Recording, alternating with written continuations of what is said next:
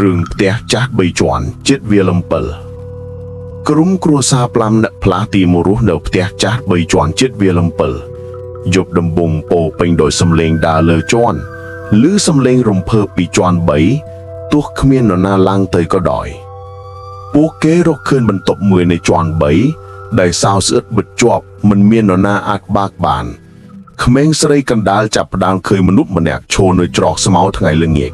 កណ្ដឹងមួយរលំសំបីតែមិនមានភ្លើងទេរាត្រីនោះទាំងគ្រួសារក្រោកក្រោយពេលបានឮសំឡេងញញើពីផ្នែកលើក្បាលក្មេងប្រុសតូចរើបានសៀវភៅបង្រៀនបុរាណក្នុងសៀវភៅមានរឿងរ៉ាវនៃក្មេងស្រីត្រូវសម្លាប់នៅក្នុងផ្ទះនេះរៀងមនុស្សស្រីឈាមលេខក្នុងរូបថតគ្រួសារតែពេលមើលជាក់ស្ដែងមិនមាននរណាជាន់3កាន់តែសំឡេងរំខានគ្រួសារសាកល្បងបើកទ្វារកៅណាក្របសោត្រូវចាប់ដាក់សំឡេងស្រែកស្រួលក្បាលធ្វើឲ្យអ្នកទាំងអស់គឺងាប់ភ្លាមហេតុនោះពួកគេចូលរួមការពារពេលរាត្រីឃើញបុរសសម្បូរឈាមដើរខ្សែក្បាលរអិលចេញពីស្រមោលវាល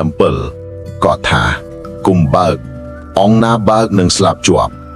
ជាន់ខាងលើមានសំឡេងជើងដើរអាសូរចេញទៅពេលឡើងមើលក្រេបើកតែមិនមានអ្នកគ្រាន់តែមានព្រាយស្រីអង្កាមក្បោននៃចិត្តបង្អួយមេម៉ាក់ព្យាយាមធ្វើពិធីបូជាប្រស្នាប់ដើម្បីបញ្ឈប់ព្រាយតែព្រាយនោះមិនត្រឹមតែរឹងទេថែមទាំងឆ្លងចូលក្នុងកូនស្រីធំ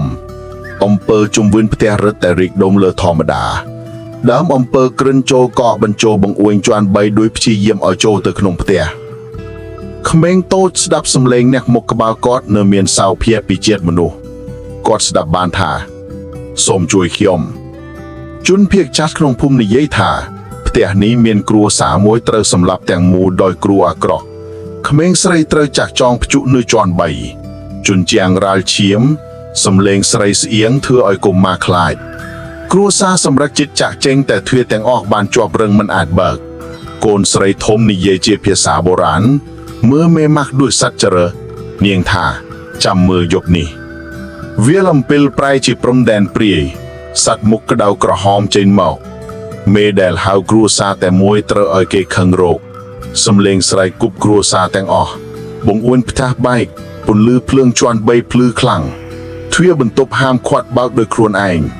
បុរសម្នាក់ក្នុងគ្រួសារត្រូវសម្លាប់ដោយមនុស្សដែលមិនឃើញមុខ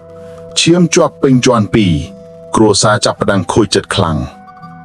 បន្តរត់ចុះជាន់1ក៏ព្រាយទៅព្យាយាមអង្គុយលើក្មេងតូចពណ៌ភ្នែករបស់គាត់ផ្លាស់ជាក្រហមគ្រួសារចង់ចេញតែមិនអាចទេមេម៉ាក់ព្យាយាមធ្វើពិធីបូជាប្រស្នាប់ដើម្បីបញ្ឈប់ព្រាយតែព្រាយនោះមិនត្រឹមតែរឹងទេថែមទាំងឆ្លងចូលក្នុងកូនស្រីធំ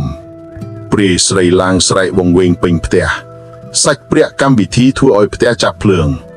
ពេលភ្លើងឆេះដុលបន្ទប់ជាន់3ព្រាយស្រីរលាយជាមួយផ្ទះ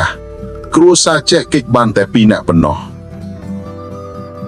អ្នកភូមិឆាប់ឃើញក្រេជាន់3នៅតែមិនឃើញសំរេងក្មេងស្រីស្រមោលនិយាយតែមួយពាក្យមកលេងជាមួយខ្ញុំ